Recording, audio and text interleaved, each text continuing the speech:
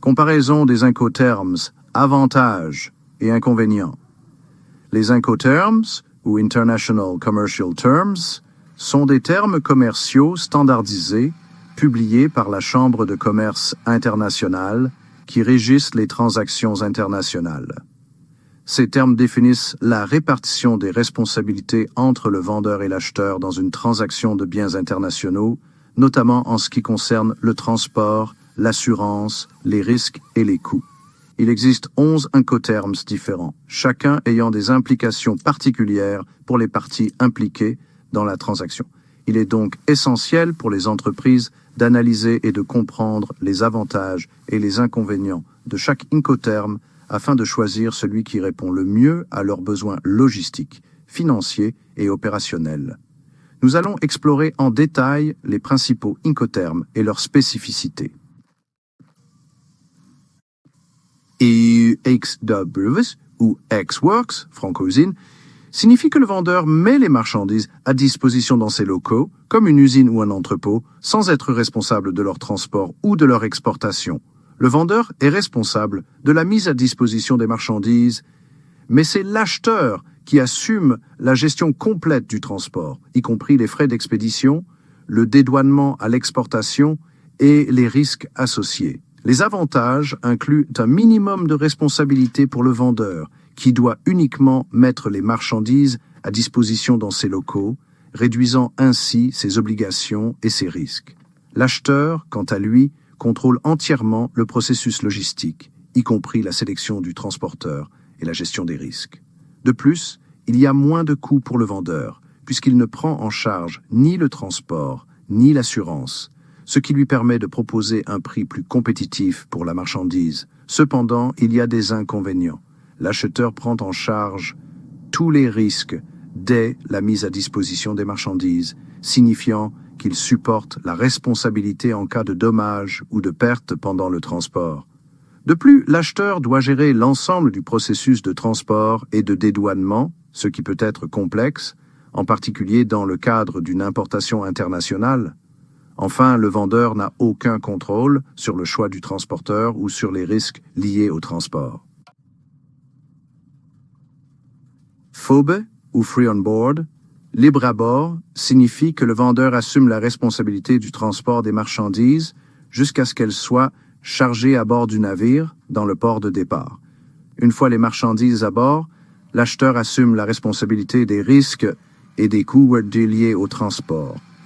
Les avantages de ce terme incluent la clarté des responsabilités, car le vendeur gère le transport et les risques jusqu'à l'embarquement des marchandises, ce qui permet de clarifier les attentes de chaque partie. L'acheteur bénéficie d'un contrôle partiel, puisqu'il peut choisir ses propres transporteurs après l'embarquement des marchandises. De plus, le vendeur connaît bien les infrastructures portuaires du pays d'origine et peut gérer efficacement le processus de chargement. Cependant, il y a des inconvénients.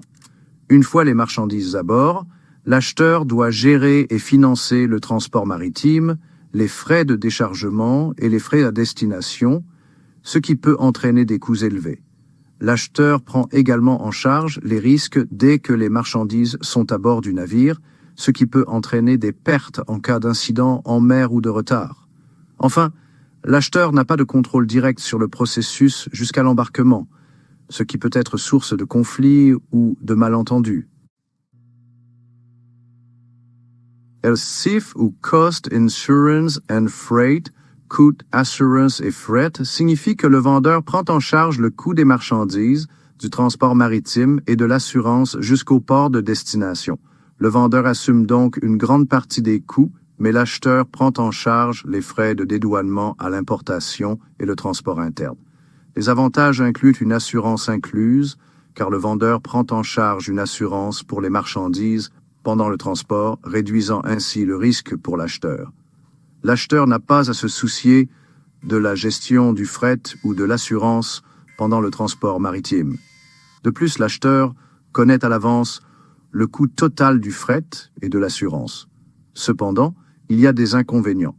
L'acheteur peut payer un prix plus élevé pour les marchandises, car le vendeur inclut les coûts de transport et d'assurance dans son prix.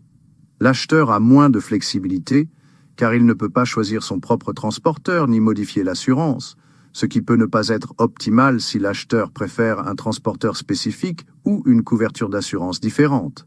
Enfin, le CIF est spécifiquement adapté pour le transport maritime, ce qui le rend moins flexible si l'acheteur utilise un autre mode de transport, comme l'aérien.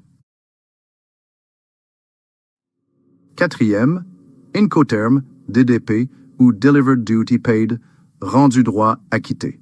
Définition, l'Incoterm DDP stipule que le vendeur assume l'entière responsabilité des coûts, y compris le transport, l'assurance, les droits de douane et les taxes jusqu'à la livraison finale des marchandises au lieu spécifié dans le pays de l'acheteur.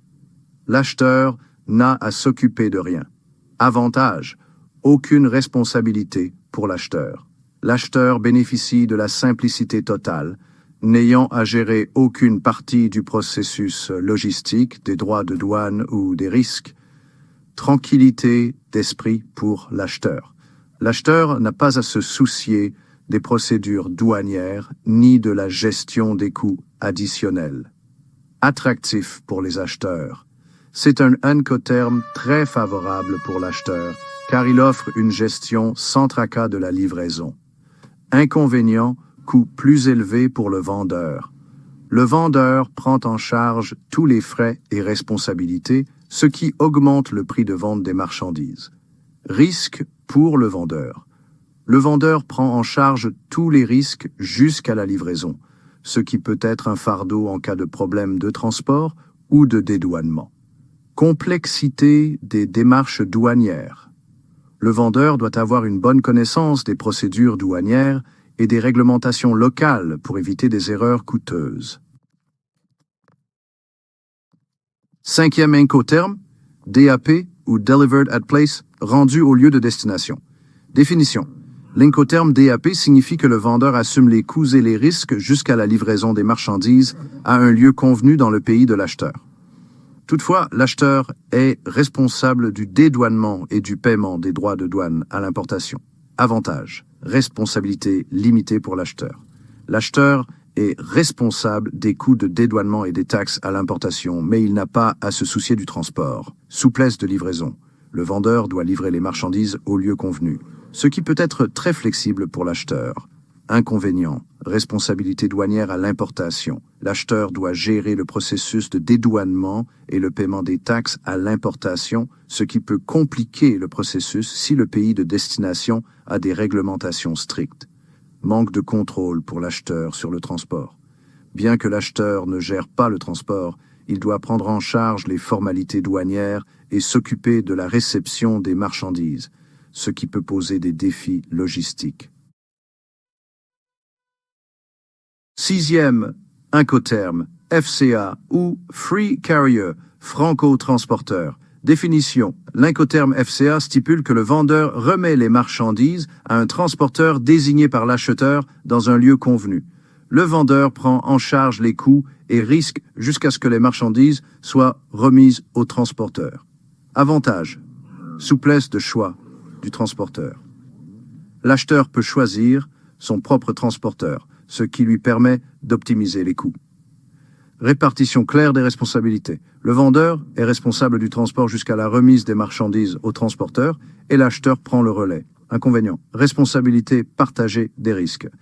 L'acheteur prend en charge les risques une fois que les marchandises sont remises au transporteur, ce qui peut poser un problème si le transporteur choisi par l'acheteur rencontre des problèmes. Complexité de gestion pour l'acheteur. L'acheteur doit organiser le transport à partir du lieu de remise et gérer la logistique à partir de ce point, ce qui peut devenir compliqué. Conclusion. La sélection de l'Incoterm approprié dépend des priorités spécifiques de chaque transaction commerciale internationale.